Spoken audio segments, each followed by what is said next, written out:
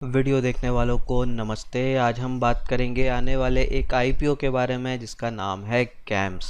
तो कैम्स यानी कि कंप्यूटर एज मैनेजमेंट सिस्टम। ये एक म्यूचुअल फंड्स को प्राइमरीली सर्विस प्रोवाइड करने वाली कंपनी है। अब इसका आईपीओ आ रहा है, क्या लेना चाहिए क्या नहीं लेना चाहिए, उससे पहले हमको इसका बिज़नेस समझना होगा। और तो आइए बिज़नेस को समझते हैं। अब ये जो कंपनी है ये रजिस्ट्रार एंड ट्रांसफ़र एजेंट है। अब इसका मतलब क्या हो जाता है? इसका मतलब ये हो जाता है कि ये रिकॉर्ड्स को मेंटेन करती है। कौन सा रिकॉर्ड? लोगों की केवाईसी जो होती है उसका रिकॉर्ड, लोगों की म्यूचुअल फंड की बाइंग और सेलिंग जो होती है, यूनिट्स का एक्सचेंज होता है उसका रिकॉर्ड रखती है। पूरी इन्फॉर्मेशन रखती है, कब खरीदा कब बेचा, कितना प्रॉफिट हुआ, उनको जो भी मैसेज भेजना हो, जो भी कम्युनिकेशन करना हो, वो सारा काम जो है ये करती है। इसके अलावा जो है जो म्यूचुअल फंड्स की यूनिट होती है, फिज़िकल से डीमैट में करना हो, डीमैट से फिज़िकल करना हो, तो ये सारा काम भी जो है यही कंपनी करती है। अब इसके रेवेन्यू पे बात करें कि पैसा कैसे कमाती है ये कंपनी। तो ये कंपनी जो है, जो म्यूचुअल फंड कंपनीज होती हैं उनका जो डेटा ये मैनेज करती है, और जो एयूएम होता है म्यूचुअल फंड कंपनीज का यानी एसेट अंडर मैनेजमेंट, उसका जो एवरेज होता है उस पर जो है ये फ़ीस चार्ज करती है। और ये फ़ीस से ही जो है इसका 80% रेवेन्यू आता है। और यहाँ पे समझने वाली बात यह है कि इक्विटी म्यूचुअल फंड में फ़ीस ज़्यादा मिलती है, डेब्ट वाले में कम मिलती है। तो ये कंपनी जो है म्यूचुअल फंड कंपनियों के साथ कॉन्ट्रैक्ट साइन करती है। ये कॉन्ट्रैक्ट यूजुअली 3 से 5 साल का होता है, और इस दौरान जो है कंपनी अपनी सर्विस जो है अपने म्यूचुअल फंड वालों क्लाइंट्स को जो है प्रोवाइड करती है। अब अगर हम इसकी लास्ट ईयर की अगर हम बात करें कि कितनी फ़ीस जो है इनको मिलती है, तो इक्विटी में जो है वो है 0.062%। यानी कि कोई भी अगर इक्विटी म्यूचुअल फंड ले रहा है तो एक तरह से वो जो है 0.062% फ़ीस जो है इस कंपनी को दे रहा होता है। वैसे ही हाइब्रिड फंड जो होते हैं उसमें 0.06% मिलता है, डेब्ट फंड में 0.022% मिलता है, लिक्विड फंड में 0.16% मिलता है। तो यहाँ पे आप क्लियरली देख सकते हैं कि ज़्यादा पैसा, ज़्यादा फीस जो है इक्विटी फंड से आती है और सबसे कम आती है लिक्विड फंड में। तो ये ज़रूरी हो जाता है कि लिक्विड फंड जो इक्विटी फंड है उसका एयूएम जो है लगातार कंपनियों का ग्रो होता रहे। तो ये कंपनी जो है एक्चुअल में डिपेंड किस पे करती है? ये कंपनी डिपेंड करती है एसेट मैनेजमेंट कंपनीज़ पे, म्यूचुअल फंड कंपनीज़ पे। तो ये ज़रूरी हो जाता है कि ये म्यूचुअल फंड कंपनीज़ जो है लगातार ग्रोथ करती रहे। तो क्या ये ग्रोथ कर रही हैं? तो बिल्कुल कर रही हैं। अगर हम देखें सन 2000 से लेकर 2019 तक के फाइनेंशियल ईयर का, तो यहाँ देखिए क्लियरली बहुत बड़ा अच्छा अप ट्रेंड है। लगातार जो है यहाँ पे म्यूचुअल फंड का एयूएम जो है वो बढ़ता ही जा रहा है। फिगर की बात करें तो ये जो है 17.4% CAGR से जो है पिछले 20 सालों से लगातार बढ़ रहा है। तो ये बहुत बढ़िया फिगर हो जाता है। अब क्वेश्चन आता है कि क्या ये ग्रोथ आगे भी कंटिन्यू रहेगी या ख़त्म हो जाएगी या कम हो जाएगी, क्योंकि हर इंडस्ट्री इनफाइनाइट पीरियड तक तो ग्रोथ करती नहीं है। तो यहाँ पे अगर हम देखें, हम अगर इंडिया में म्यूचुअल फंड का पेनिट्रेशन कंपेयर करें रेस्ट ऑफ द वर्ल्ड से, तो हमें क्या देखते हैं? तो यहाँ हम क्लियरली देख सकते हैं कि हम जो है बड़े ही लोवेस्ट लेवल पे हैं। तो जीडीपी के कंपैरिजन में जो है हमारे देश के लोगों का जो कंट्रीब्यूशन है म्यूचुअल फंड्स में वो बहुत ही कम है, सबसे कम है। अगर आप इसको कंपेयर करें चाइना से तो चाइना से भी कम है, जापान, यूएस, साउथ कोरिया जैसे देशों से कंपेयर करें तो और भी ज़्यादा कम है। तो ये क्लियरली हमें ये इंडिकेट कर रहा है कि अभी भी बहुत बड़ा ग्रोथ पोटेंशियल जो है इस इंडस्ट्री में है, और आने वाले कई साल तक जो है ये इंडस्ट्री लगातार ग्रो कर सकती। अब ज़रा इसके क्लाइंट बेस पर बात करें तो हर कंपनी के क्लाइंट से कितना कंट्रीब्यूशन आता है ज़रा उसको समझें। तो इसका जो कॉम्पिटिटर है, जो मेन कॉम्पिटिटर है वो है कर्वी। अब ये वही कर्वी है जो घोटाले में जिसका नाम आया था, तो इसने अभी अपना नाम चेंज कर लिया है, के फिनटेक करके जो है अब इस नाम से ऑपरेट करती है, लेकिन जो है चीज़ें तो वैसी हैं।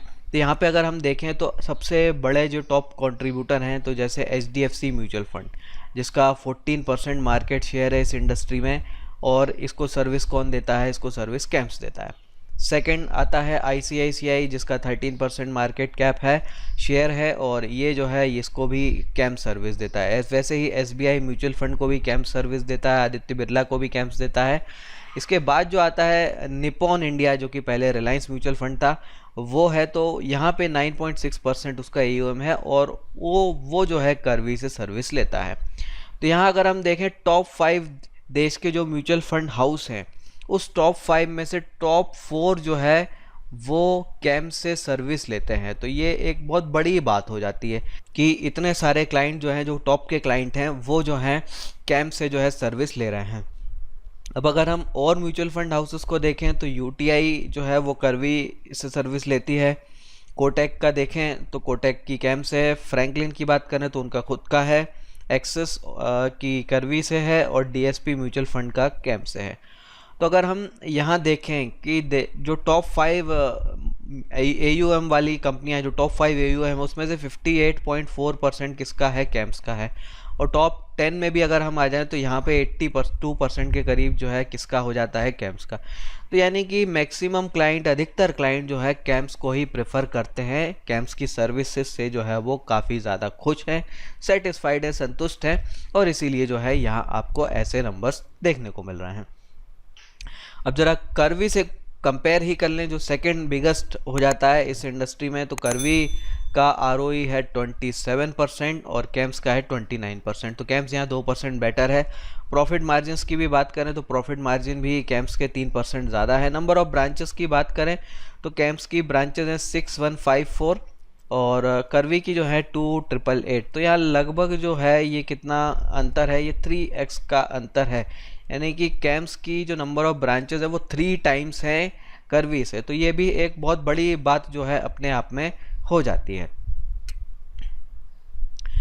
अब कुछ स्पेशल पॉइंट्स की बात कर लें, यूएसपी जो हो जाते हैं इस कंपनी के लिए, वो ये कि हाई मार्केट शेयर है, जो अभी हमने देखा बहुत बढ़िया सा मार्केट शेयर है। अधिकतर म्यूचुअल फंड कंपनीज इसी से सर्विस ले रही हैं। और एवरेज टर्म विद क्लाइंट जो है वो 18 ईयर्स है, यानी कि इनके अधिकतर क्लाइंट जो है वो अपने कॉन्ट्रैक्ट रिन्यू कराते रहते हैं। तो यूजुअली कॉन्ट्रैक्ट 3 साल या 5 साल का होता है, लेकिन क्योंकि ये 18 ईयर का हम पीरियड देख रहे हैं तो इसका मतलब ये है कि अधिकतर क्लाइंट जो है वो रिन्यू करा रहे हैं, यानी वो काफ़ी सेटिस्फाइड हैं यहाँ पे इस कंपनी से। ब्रांच नेटवर्क बहुत बड़ा है, जो अभी हमने देखा बहुत सारी ब्रांचेस हैं इसकी, और अच्छा खासा प्रेजेंस इसका इंश्योरेंस रिपोजिटरी मार्केट में भी हो गया है। तो इंश्योरेंस का भी अब डिजिटाइजेशन हो रहा है, तो यहाँ पे भी अच्छा खासा कंपनी का मार्केट शेयर है। कंपनी की DHRF के हिसाब से जो है ये 39% समथिंग है, तो ये भी अच्छा है। कंपनी की 65% डिविडेंड डिस्ट्रीब्यूशन पॉलिसी है, यानी कि जो भी कंपनी का प्रॉफिट होगा उसका 65% डिविडेंड में बांटा जाएगा। और ये कंपनी जो है कम्प्लीटली डेप्ट फ्री है, तो ये भी जो है अच्छी बात हो जाती है। हर बिजनेस में कुछ रिस्क होते हैं, तो इसके बिजनेस में भी कुछ रिस्क हैं। रिस्क क्या है? एक तो रिस्क ये है कि सेबी ने जो है फिक्स कर रखा है कि इतना ही मैक्सिमम जो है म्यूचुअल फंड वाले फीस चार्ज कर सकते हैं। तो इसके कारण क्या होगा कि कैम्स को जो मिलेगा वो भी एक तरह से फिक्स है, वो अपनी फ़ीस जो है वो बढ़ा नहीं सकते, ज़्यादा हाई फीस चार्ज नहीं कर सकते। तो यहाँ एक लिमिटेशन हो जाती है। तो ये कम्प्लीटली डिपेंड करते हैं कि AUM बढ़ता जाए, AUM बढ़ेगा तो ही इनकी इनकम बढ़ेगी, क्योंकि फ़ीस तो ये बढ़ा नहीं सकते। फिर जो है लॉस ऑफ क्लाइंट्स के लॉस होने का रिस्क रहता है due to merger and acquisition कई बार होता है। तो म्यूचुअल फंड इंडस्ट्री में कई जो नई कंपनियां होती हैं, छोटी कंपनियां होती हैं, जो कि इनकी क्लाइंट होती हैं, कई बार उसको कोई दूसरा खरीद लेता है और वो दूसरा इनकी सर्विस नहीं ले रहा होता है। तो ऐसी सिचुएशन में क्या होता है कि क्लाइंट इनका दूसरे का हो जाता है। तो ऐसे 1-2 केस जो है हुए हैं। टेक्नोलॉजी रिस्क बहुत ज़्यादा है, सारी चीज़ें जो है इनकी डिजिटाइज्ड होती हैं, तो यहाँ पे बहुत स्ट्रांगली जो है इनको यहाँ पे अपडेटेड रहना पड़ता है। सारी चीज़ें बिल्कुल अपडेटेड हों, साइबर अटैक्स का रिस्क होता है, तो यहाँ बहुत सारी चीज़ों पर इनको ध्यान रखना होता है। और म्यूचुअल फंड डिपेंडेंट ग्रोथ है कि भाई म्यूचुअल फंड इंडस्ट्री ग्रो करेगी तो ही ये ग्रो करेंगे, अदरवाइज ये नहीं कर सकते। तो एक अनदर इंडस्ट्री पर जो है ये डिपेंड करती है, तो ये एक और रिस्क फैक्टर हो जाता है। तो ये हो जाती है कर्वी के बारे में बात। इस पर जो है मेरा पर्सनल ओपिनियन ये है कि मैं पर्सनली इसको सब्सक्राइब करूँगा, और आप जो है इसको और स्टडी कर सकते हैं, और आपको लगे कि वाकई जो है अच्छी है तो आप इसमें इन्वेस्ट कर सकते हैं। मेरे कहने पर बिल्कुल ना करें, मेरी डिसीजन पे ना चलें, अपने स्वयं का रिसर्च ज़रूर करें। फिर मिलेंगे, जय हिंद।